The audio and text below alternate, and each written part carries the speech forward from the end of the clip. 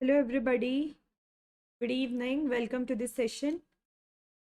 Welcome to an Academy Sapiens YouTube channel. और कुछ बातें हैं जो मैं आपको बताना चाह रही हूँ एग्जाम पैटर्न से रिलेटेड। बस आप लोग मुझे इतना बता दीजिए कि am I audible and visible, आवाज़ आ रही है मेरी, मैं लाइव हूँ, देख पा रहे हैं आप लोग मुझे? ओके, चलिए, ठीक है। ओके, स्टार्ट करते हैं बेटा। जल्दी से अपने अपने ग्रुप्स पे बता दो कि मैम इज़ लाइव, तो बिना किसी देर के ये सेशन हम शुरू कर पाएंगे। ज़्यादा टाइम नहीं लेंगे, बेसिक बातों को मैं आपको ब्रीफ में बता दूंगी जिससे आप लोगों को क्लियर हो जाए।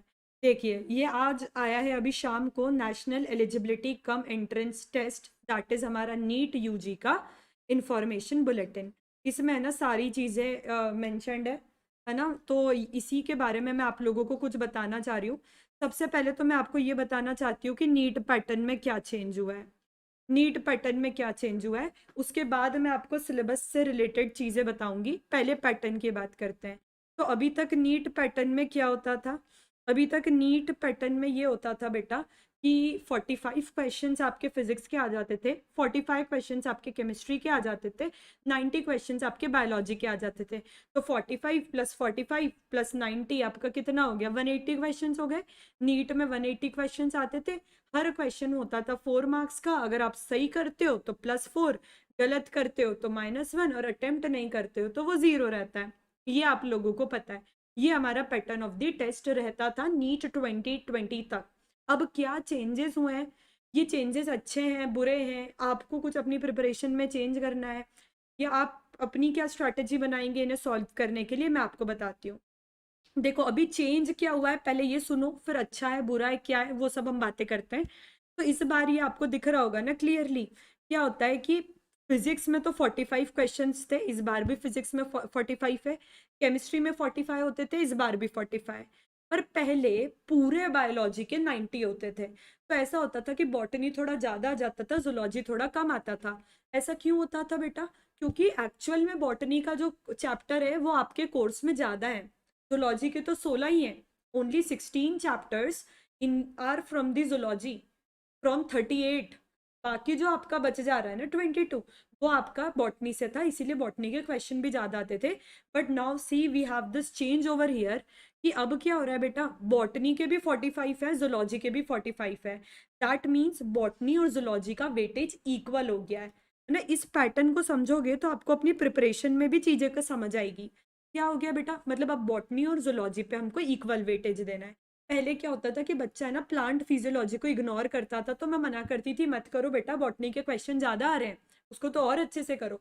पर अब ये है कि जूलॉजी भी उतना ही इंपॉर्टेंट है जितना इंपॉर्टेंट बॉटनी है, क्योंकि अब जो टोटल 90 क्वेश्चन थे ना आपके बायोलॉजी के, वो 45 बॉटनी के हो गए, वो 45 जूलॉजी के हो गए। अब एक्चुअल में क्या होता था, पहले ना एक ही वो रहता था कि पूरे 45 फिजिक्स, 45 केमिस्ट्री, 90 बायो। अब इनमें भी है ना कुछ चेंजेस हैं। जैसे पहले फिजिक्स के 45 क्वेश्चंस आते थे, 45 के 45 आप अटेम्प्ट कर सकते हो। सही कर रहे हो तो +4, गलत कर रहे हो तो -1, नहीं कर रहे हो तो 0। लेकिन अब है ना आपको थोड़ा कुछ ऑप्शन मिल रहा है। अब क्या हो रहा है बेटा, जैसे दो सेक्शन में डिवाइड कर दिया फिजिक्स को। एक सेक्शन ए हो गया आपके, उसमें 35 क्वेश्चन है, ठीक है। और जो सेक्शन 2 है उसमें आपके मतलब सेक्शन बी में 15 हो गए। अब जो सेक्शन ए है ना जिसमें 35 क्वेश्चन आ रहे हैं, वो आपको पूरे करने हैं, है ना। मतलब उसमें कोई चॉइस नहीं है, अगर आपको आता है तो आप करो, नहीं आता है तो मत करो, नहीं तो नेगेटिव मार्किंग हो जाएगी। लेकिन आप ये जो 15 क्वेश्चन है ना, इसमें से आप 10 ही अटेम्प्ट करोगे। मतलब आपको चॉइस मिल गई ना कि आपको 15 के 15 अटेम्प्ट नहीं करने हैं, आपको 10 ही अटेम्प्ट करने हैं। तो 15 में से मतलब आपको चॉइस मिल गई कि 15 में से जो 10 आते हैं वो अटेम्प्ट कर दो, अगर आते हैं तो करो, +4। उसमें से भी जैसे 15 में से करने तो 10 थे, पर अभी तुम्हें 10 भी नहीं आ रहे तो नेगेटिव मार्किंग तो है, अभी भी नहीं करना है। पर ये है कि आपको 5 क्वेश्चंस का एक थोड़ा चॉइस मिल जाता है कि कौन से 5 आप अटेम्प्ट करना चाहते हो, 15 में से 10 ही करने हैं। तो इसका मतलब क्या हुआ कि पहले भी फिजिक्स में 45 क्वेश्चंस आते थे, अभी भी फिजिक्स में 45 क्वेश्चंस आएंगे, है ना। डिफरेंस सिर्फ कितना हो गया है? डिफरेंस सिर्फ इतना हो गया है बेटा कि आपको यहाँ पर ये जो सेक्शन बी में 15 क्वेश्चंस है ना, इसमें से आप कोई भी 10 कर सकते हो। तो ये तो हमारे लिए अच्छा हुआ कि हमें तो चॉइस मिल गया है। ये तो हमारे लिए अच्छा हुआ ना, हमें तो एक चॉइस मिल गया है। सेम ऐसा केमिस्ट्री में होगा कि आप लोगों को 35 क्वेश्चंस होंगे सेक्शन ए में, ये तो आप सारे कर सकते हो, लेकिन सेक्शन बी में 15 में से आपको 10 करने। Same goes with botany and same goes with zoology. तो इसका मतलब क्या हो गया? इसका मतलब ये हो गया बेटा कि देखो अब ये 35 क्वेश्चन है ना, और इसको आप एक क्वेश्चन 4 मार्क्स का है, तो 35 इंटू 4 हो जाएगा 140। अब इस 15 में से तो 10 ही करने हैं, तो 10 इंटू 4 हो गया 40। मतलब पेपर पूरा कितने क्वेश्चन आएंगे पूरे पेपर में? 180। कितने मार्क्स का पेपर होगा? 720 +4 -1 0 तो अभी भी होगा।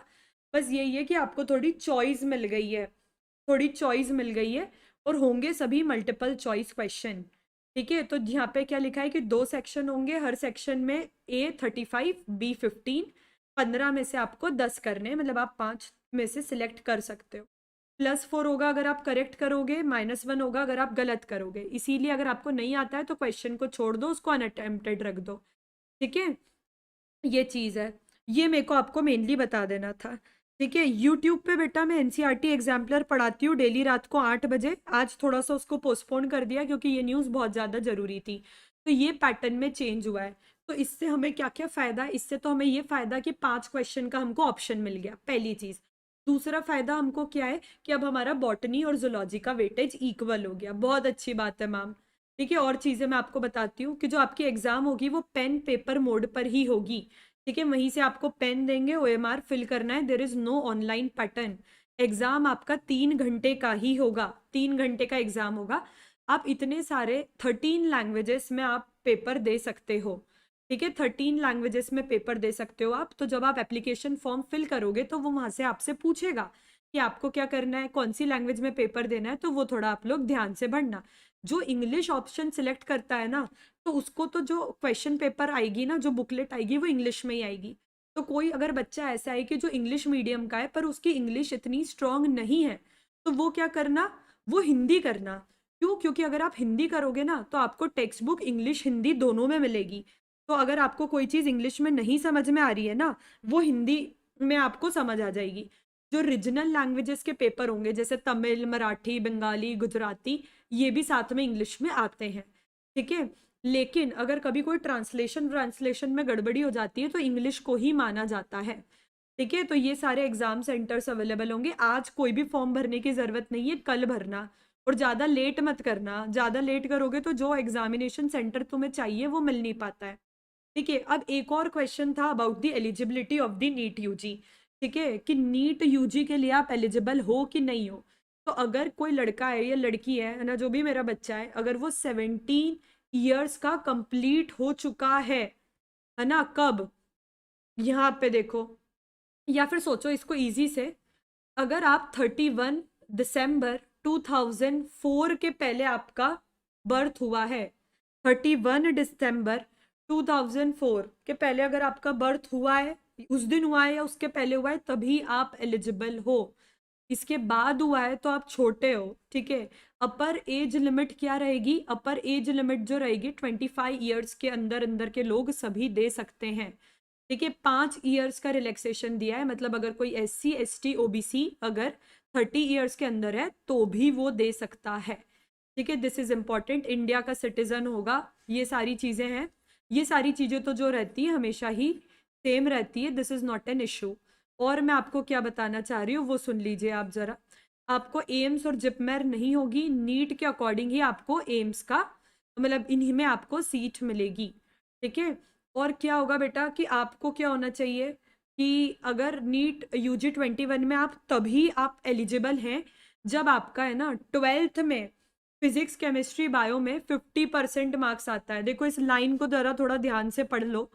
ठीक है, कि अगर आप लोग फिजिक्स केमिस्ट्री बायोटेक्नोलॉजी इंग्लिश में इंडिविजुअली 50% होना चाहिए, फिजिक्स केमिस्ट्री बायोलॉजी में इंडिविजुअली 50% से ज़्यादा होना चाहिए फॉर दी जनरल कैटेगरी।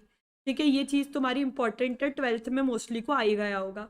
ठीक है, अब दूसरी बात है क्या है कि जितनी भी आपके मेडिकल कोर्सेस हैं है ना, और डेंटल कोर्सेस है, इसके अकॉर्डिंग ही आप लोगों को सीट मिलेगा। ठीक है, तो जिस स्टेट को आप बिलोंग करते हैं है ना, जिसका आप डोमिसाइल काउंसलिंग में लगाएंगे, उसकी 85% सीट्स पे आपका हक है। बाकी हर जगह 15% के लिए आप ऑन रहेंगे, ठीक है। This is there. और क्या बताना था आप लोगों को, रैंक वैंक ये सब तो आ जाएगा। अब मैं आपको सिलेबस से रिलेटेड, एएफएमसी में भी नीट के बेसिस पर ही होगा, ये भी मैं आपको बता देती हूँ। रिजर्वेशन कितना होगा ये यहाँ पे लिखा हुआ है बेटा, एससी का 15%, एसटी का 7.5, है ना। और ये अपना फिजिकली वाला हॉरिजॉन्टल रिजर्वेशन 5%, ये सारी चीज़ें दी हैं।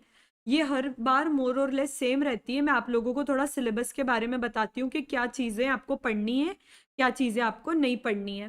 तो ये अपना कोर सिलेबस है बेटा, फिजिक्स केमिस्ट्री बायोलॉजी का।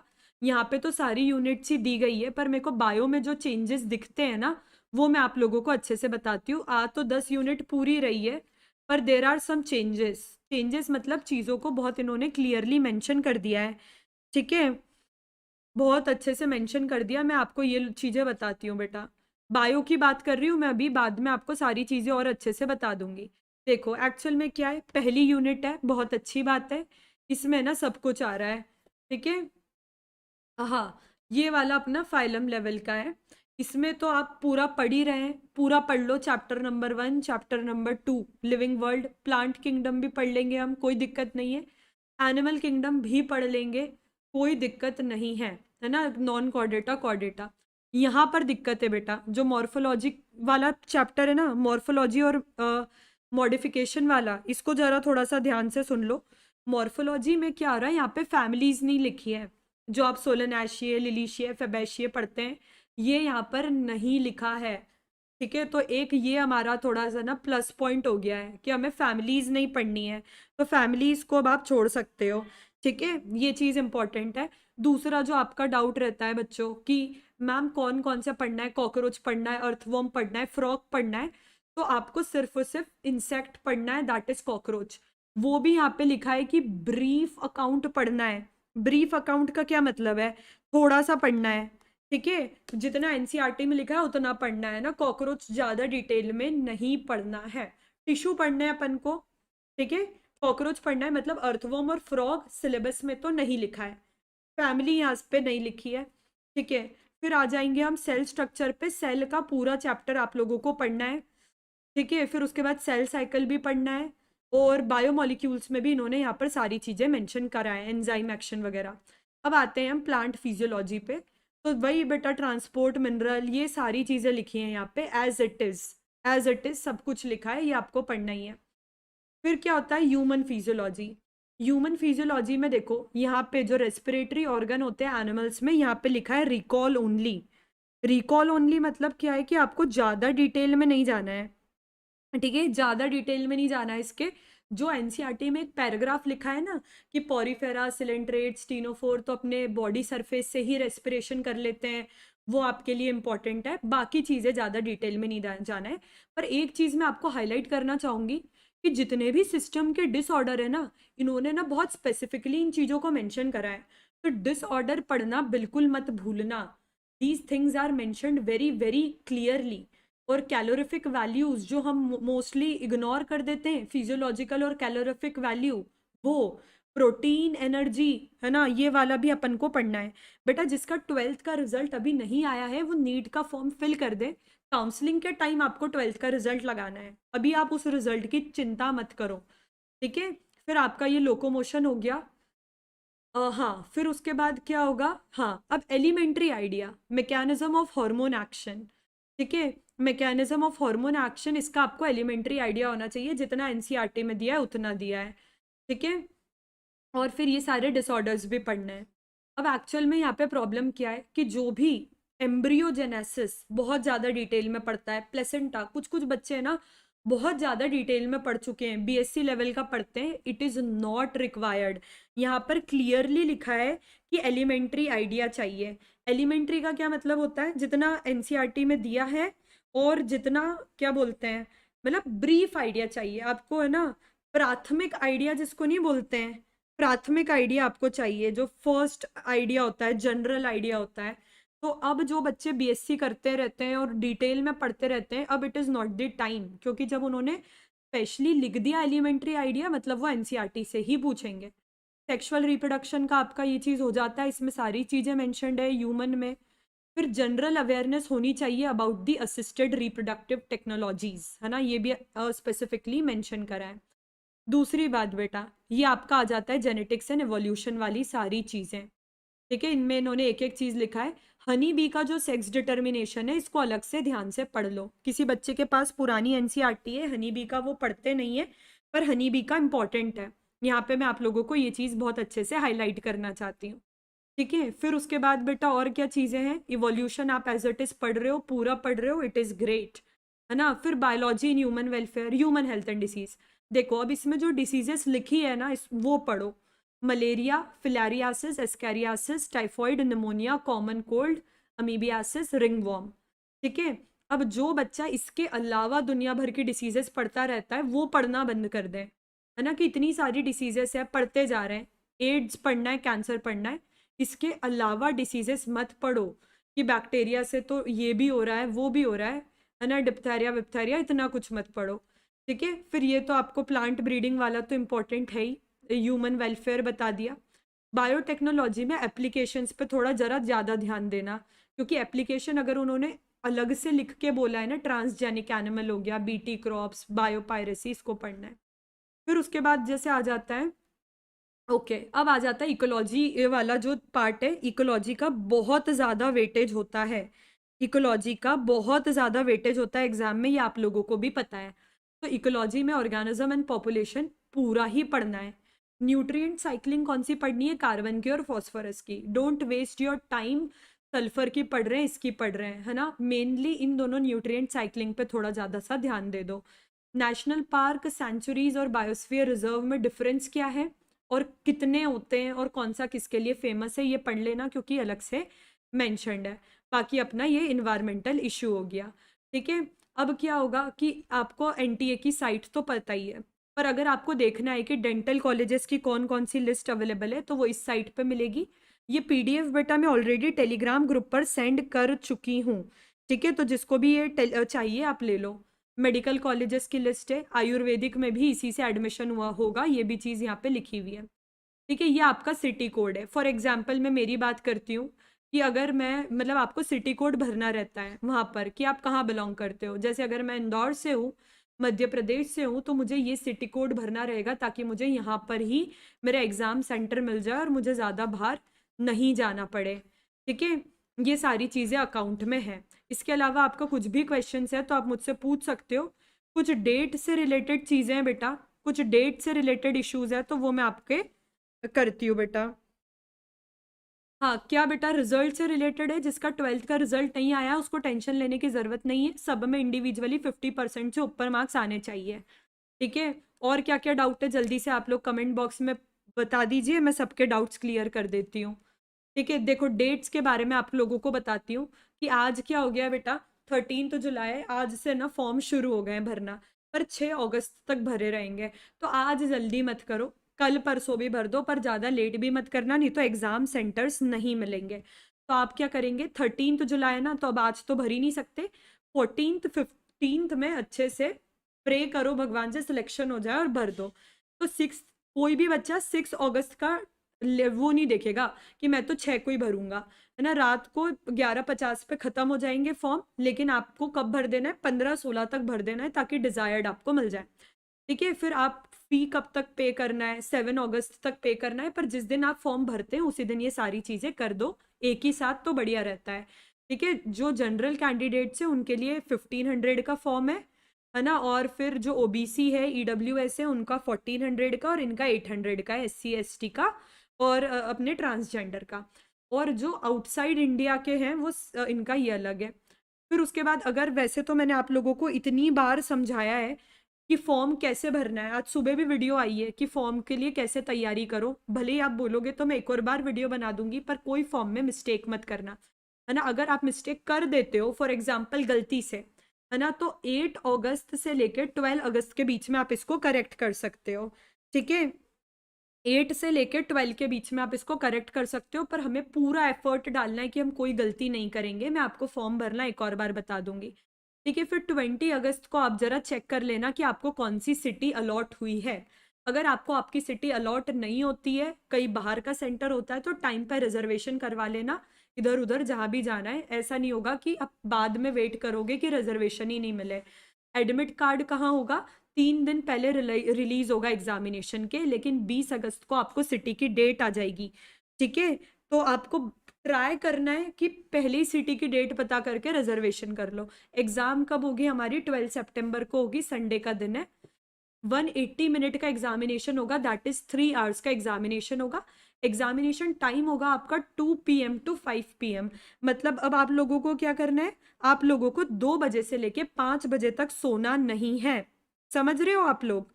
जो भी मेरे बच्चे हैं बेटा, जो आप ये गलतियां कर रहे हो, अगर आपका सोने का टाइम 2 बजे से 5 बजे तक का है, तो I would like to suggest you please change your time. है ना, ये सारी बातें आपको कोई बार बार नहीं बताएगा, पर अगर ठीक है 2 बजे से लेके 5 बजे तक आप सो रहे हो अभी, तो आपकी बायोलॉजिकल क्लॉक वहां पे इतनी एक्टिव नहीं हो पाएगी। ठीक है, फिर जो आपका शिफ्ट रहेगा या सेंटर डेट, ये सब एडमिट कार्ड में आ जाएगा। ठीक है, वेबसाइट आप लोगों को पता है ना कहाँ पे जाके आपको रजिस्ट्रेशन करना है? www.nta.ac.in या फिर neet.nta.nic.in। ठीक है, ये सारी चीज़ें आपको बहुत इंपॉर्टेंट है। आप ऑनलाइन ही एप्लीकेशन फॉर्म को भर सकते हैं, ऐसा नहीं है कि आप ऑफलाइन ऑफलाइन भर सकते हैं। इसमें एक और चीज़ बहुत ज़्यादा इंपॉर्टेंट है कि आपका जो नंबर है, मोबाइल नंबर है, उसको सेम रखना। जब आप एप्लीकेशन फॉर्म फिल करने जाएंगे तो आप एक मोबाइल लेके जाएंगे, उस पर OTP आती है, वो मोबाइल आपका मिनिमम 1-1.5 साल तक चालू रहे, वही मोबाइल फोन का नंबर देना। ठीक है, ईमेल ऐसा देना जो आप एक्टिवली चेक करते रहते हैं। ठीक है, ओके, इतना सबको क्लियर है? फोटोज वगैरह जो भी लगेंगे मैंने आपको सुबह के लेक्चर में भी बता दिया है। ठीक है, इन सारी चीज़ों को मैं आपको क्लियरली बता चुकी हूँ। है ना, ये देखो आपको क्या क्या लगेगा। आप जब भी फॉर्म भरने जाएंगे तो अपनी एक पासपोर्ट साइज फोटोग्राफ लेके जाएंगे, अपनी एक पोस्ट कार्ड साइज फोटोग्राफ लेके जाएंगे, वहां पे आपको सिग्नेचर करना रहेगा, लेफ्ट थंब का इम्प्रेशन लेना पड़ेगा। ठीक है, तो ये सारी चीजें आप लेके जाना। 10th क्लास की मार्कशीट होती है ना, 10th क्लास का जो आपका सर्टिफिकेट है। हाँ बेटा प्रदीप, मैं एज लिमिट वगैरह आपको सब कुछ बता रही हूँ, है ना, जिसका रह गया है। देखो ड्रॉप सर्टिफिकेट जो है ना आपका, कि आपने ड्रॉप लिया है और आप अगले साल नीट, मतलब 1 साल का ड्रॉप लेके नीट दिया है, इट इज नॉट रिक्वायर्ड अभी, ये काउंसलिंग के टाइम लगेगा। एग्जाम का फॉर्म फिल करने में ड्रॉप सर्टिफिकेट नहीं लगता है। 10th पास सर्टिफिकेट, आपका 10th क्लास का रिजल्ट जरूर लेके जाना। अगर आप SC ST OBC EWS category को बिलोंग करते हैं तो कैटेगरी सर्टिफिकेट भी लेके जाना जब आप फॉर्म फिल करोगे। साथ में आधार कार्ड लेके जाना, वो आपकी नेशनैलिटी बताता है कि आप इंडिया को बिलोंग करते हो। अगर अभी भी कोई ऐसा बच्चा है जिसने फोटो क्लिक नहीं करवाया है, तो वो एक ऐसी फोटो लेके जाना जिसमें ना आपका ईयर्स क्लियरली विजिबल हो, बैकग्राउंड कैसा हो, वाइट बैकग्राउंड हो, ब्लैक बैकग्राउंड नहीं हो, डार्क बैकग्राउंड नहीं हो। ऐसी फोटो खिंचाओ जिसमें वाइट बैकग्राउंड हो, आपके कान विजिबल हो, और 80% तो फेस दिखना चाहिए आपकी उस फोटोग्राफ में। ठीक है, पेमेंट वगैरह तो जहां से आप साइबर कैफे से फॉर्म भरते हो वो कर ही देते हैं। ठीक है, और आपको NTA वेबसाइट को विजिट करते रहना है कुछ भी। अब क्या होता है, आप लोगों को एक एडवाइस दी जाती है कि 6 से 8 पोस्ट पासपोर्ट साइज फोटोग्राफ और 4 to 6 post card size coloured photograph white background के साथ काउंसलिंग के लिए संभाल के रखने हैं। ठीक है, तो काउंसलिंग में क्या होता है बेटा कि ये पूछते हैं आपसे, इनका जरूरत रहता है पोस्ट कार्ड और पासपोर्ट का। ठीक है, तो प्लीज ये वाला जो रहेगा ना, तो इसको लेके जाना साथ में, मतलब ये इनको संभाल के रखना है। ठीक है, एक बार एडमिट कार्ड पे अगर आपका एग्जामिनेशन सेंटर डेट और टाइम आ जाता है तो फिर ये चेंज नहीं होगा। इसीलिए जब आप एग्जामिनेशन सेंटर फिल करते हो कि हमें तो ये एग्जामिनेशन सेंटर ही चाहिए, तो सोच समझ के कोड फिल करना, बाद में चेंज होने में नहीं होगा। अगर एक बार एडमिट कार्ड आ गया तो पक्का चेंज नहीं होगा। ठीक है, अब आप लोगों को जो चाहिए थी कि मैम कौन कौन एलिजिबल है, वो एक और बार बता दो, वो मैं आपको एक और बार बता देती हूँ। सोशल डिस्टेंसिंग से होगा, मास्क वास्क आपको मिलेंगे as you can see in the picture. ठीक है, अब नीट के बारे में मैं आपको बताती हूँ कि क्या है। देखो बेटा, जितने भी BDS हैं, मतलब डेंटल सीट्स हैं, और जितनी भी एम्स और जिपमेर AFMC, सबकी सीट नीट से ही मिलने वाली है। तो नीट में आपको धूम मचाना ही है, BDS BAMS BSMS BUMS। इसीलिए नीट बहुत अच्छे से दो, क्योंकि सारे कॉलेजेस में इसी से सीट मिलता है। ठीक है, ये चीज़ें मैंने आपको बता दी है। ठीक है, ये मिनिस्ट्री कौन कौन सी है सारी देखो आप लोग, इसी से मिल रहा है। जितनी भी मिनिस्ट्री है इन्हीं से आपको दे रही है। आयुष मतलब यही आयुर्वेदिक, होम्योपैथिक, यूनानी। तो नीट में अच्छे से परफॉर्म करना। पैटर्न ऑफ द टेस्ट मैंने आपको बता दिया है, जो चेंज हुआ है यही सबसे ज़्यादा इंपॉर्टेंट था आज बताना। ठीक है। हाँ, जो बच्चा मीडियम के बारे में पूछ रहा है, मैं ये बोल रही हूँ कि अगर आप इंग्लिश सिलेक्ट करते हो मीडियम में तो पेपर में सिर्फ इंग्लिश के ही क्वेश्चन लिखे आएंगे। पर अगर आप हिंदी सिलेक्ट करते हो तो पेपर में इंग्लिश हिंदी दोनों में क्वेश्चंस लिखे आएंगे। तो अगर किसी का वीक है ना इंग्लिश, लेकिन इंग्लिश मीडियम से पढ़ा हुआ है और उसको हिंदी में भी देखना है, तो वो बिल्कुल हिंदी अडॉप्ट करो। ठीक है। हाँ बेटा, आधार कार्ड सेफ्टी के लिए लेके जाना है। ठीक है, ये सारी चीज़ें। अब हम अगर एलिजिबिलिटी की बात करते हैं, ठीक है, एलिजिबिलिटी की बात करते हैं तो वो क्या क्या चीज़ है, कौन कौन लोग एलिजिबल हैं। ठीक है, अगर आपने 17 ईयर्स कंप्लीट कर लिए हैं एडमिशन के टाइम पे, या फिर आप 31 दिसंबर को, है ना, 2004 को 17 साल इसके पहले हो चुके हो, तो ही आप नीट के लिए एलिजिबल हो। ठीक है, ये याद रखना। जो 17 साल कंप्लीट कर चुका है 31 दिसंबर को या 31 दिसंबर के पहले, वही एप्लीकेबल है। 25 साल के अंदर होना चाहिए। 5 ईयर की रिलैक्सेशन दी है। ठीक है, इंग्लिश भी भर सकते हैं ना मैम, इंग्लिश भी भर सकते हैं। अगर आप हिंदी भरोगे तो क्वेश्चन इंग्लिश में भी आएंगे, हिंदी में भी आएंगे। बहुत सारे नर्सिंग के कॉलेजेस भी इस बार नीट से ही एडमिशन लेंगे। ठीक है, और क्या क्या चीज़ें हैं इसमें एलिजिबिलिटी वाली, एज वाली है बेटा। मेन तो एज वाली है कि 17 साल से ऊपर होना चाहिए 31 दिसंबर को। दूसरी बात है ना, क्या क्या एलिजिबिलिटी होती है, तो अगर कोई बच्चा अभी 12th में है, मतलब 12th में तो आप लोग सब प्रमोट हो गए हो ना अपने इंटरनल मार्क्स को लेके, वो नीट दे सकता है। ठीक है, लेकिन क्या होगा, आप 12th में पास होंगे तभी आपको मेडिकल कॉलेज में एडमिशन मिलेगा। ठीक है, तो अगर आपने फिजिक्स, केमिस्ट्री, बायो और इंग्लिश आपका मेन सब्जेक्ट रहा है अगर 12th में, तो आप इस एग्ज़ाम में अपीयर कर सकते हो। ठीक है, अगर किसी ने ड्रॉप लिया है पर उसके प्रीवियस जो रिजल्ट रहा है 12th का, उसमें फिजिक्स, केमिस्ट्री, बायो में 50 मार्क्स से ऊपर है, तो भी वो क्या कर सकता है, नीट का फॉर्म भर सकता है। ठीक है, ये सारी चीज़ें हैं मार्क्स से रिलेटेड आप लोगों के लिए। ठीक है, ये सारी चीज़ें मैंने आप लोगों को बता दी है। मिनिमम आपको क्या चाहिए, 50% मार्क्स चाहिए फिजिक्स, केमिस्ट्री और बायोलॉजी में नीट में अपीयर करने के लिए। ठीक है, ये याद रखना आप लोग। 50 तो सभी के आ गए होंगे बेटा, 50 सभी के आ गए होंगे, में कोई डाउट नहीं है। ठीक है, आपके जो भी डाउट्स है आप मुझसे आप कमेंट सेक्शन में पूछ सकते हो। डोमिसाइल सर्टिफिकेट फॉर्म फिल करते टाइम नहीं चाहिए रहता है। कब चाहिए रहता है, जब आप काउंसलिंग में रहते हैं। तो अभी तो आप बोल दो कि जैसे मैं एमपी का हूँ या मैं राजस्थान का हूँ या मैं यूपी का हूँ, लेकिन जब आप एडमिशन लेने जाएंगे तब आपको सर्टिफिकेट शो करना पड़ता है। तो ये आप बाद में भी बनवा सकते हैं। ठीक है, ये ज़रूरी है। और आपका एससी का, एसटी का, ये सारे सर्टिफिकेट आपको एप्लीकेशन फॉर्म फिल करते टाइम लेके जाना है। Maximum age limit for general students is 25 years and it is extended in the case of the reserved categories. ठीक है, 25 साल तक के लोग दे ही सकते हैं, पक्का है ये तो। ठीक है, जनरल इंस्ट्रक्शंस सुन लो। जनरल इंस्ट्रक्शंस क्या क्या है फॉर्म को भरने के लिए। ठीक है, क्या क्या होगा बेटा जनरल इंस्ट्रक्शंस, वो ध्यान से सुन लो। इनकम्प्लीट एप्लीकेशन फॉर्म नहीं भरना है। एक बार एडमिट कार्ड आ गया तो आपका डे वो नहीं चेंज होगा सेंटर। एक बार एग्जामिनेशन फ़ी भर दी तो क्या होगा, कभी भी रिफंड नहीं होगी। ठीक है, ये चीज़ याद रखना। ठीक है, और फ्यूचर एग्जामिनेशन के लिए भी यूज़ नहीं होगी। There is no refund of the fee. ठीक है, फिर और हाँ, मैं ड्रेस वगैरह से रिलेटेड सारी चीज़ें बता देती हूँ।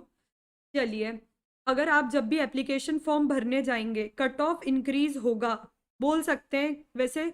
देखो पिछली बार जितना ही रहेगा कट ऑफ मोर और लेस। ठीक है, सेक्शन देखो बेटा, 45 क्वेश्चंस है, 2 सेक्शन में डिवाइडेड है। एक सेक्शन ए होगा जिसमें 35 क्वेश्चंस आएंगे, ये आप सारे अटेम्प्ट कर सकते हैं अगर आपको आता है तो।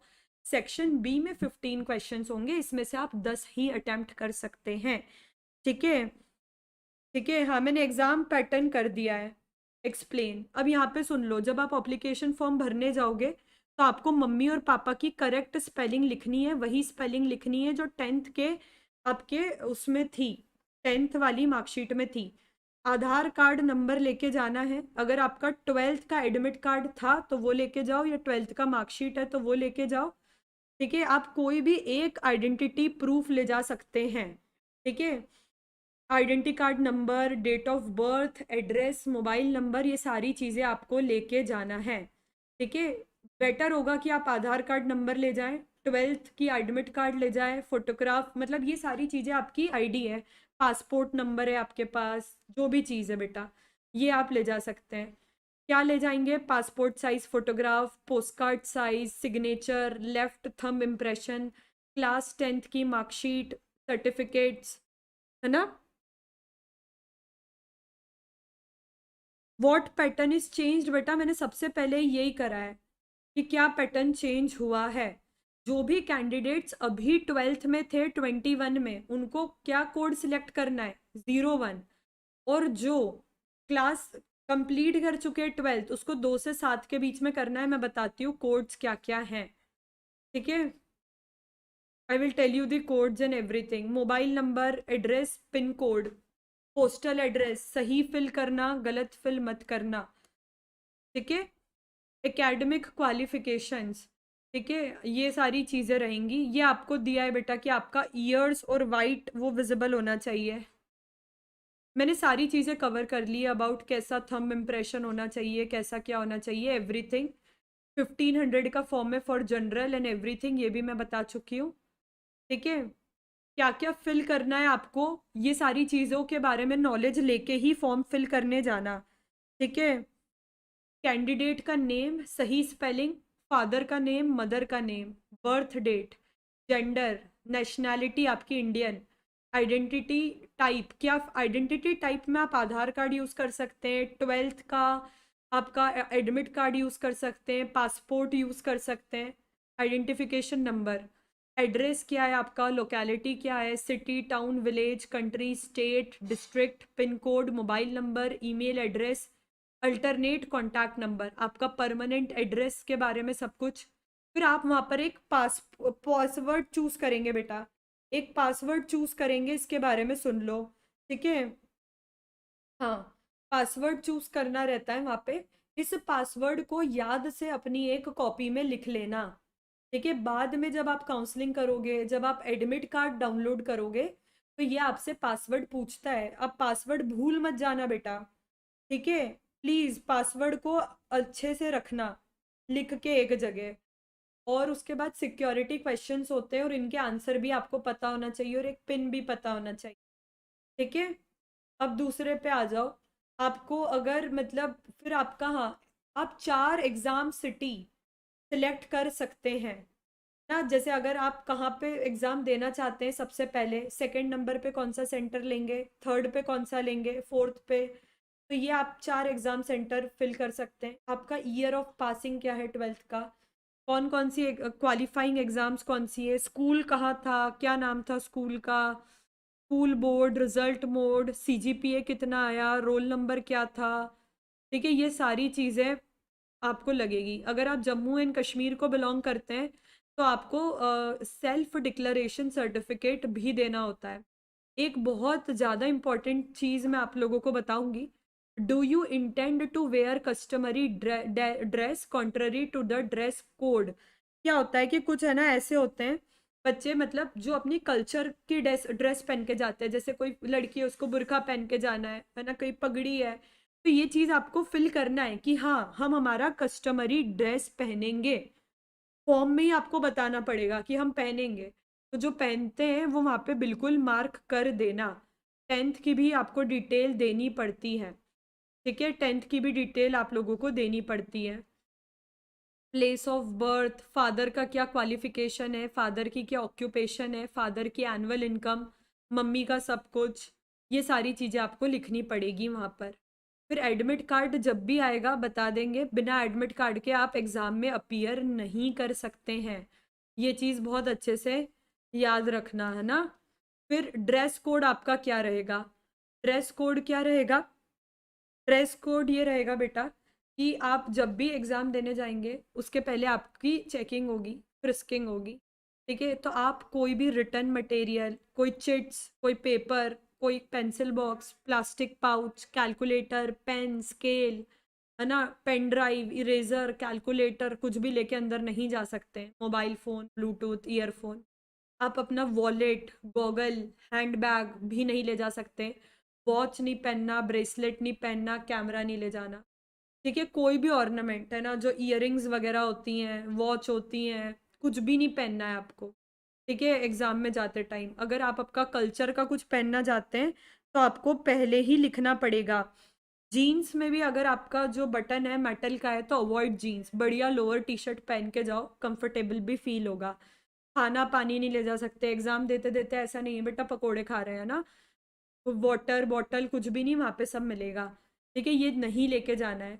एक अगर आप लेके जाते हो तो वहाँ रखने के लिए कोई जगह नहीं प्रोवाइड करी जाएगी आप लोगों को।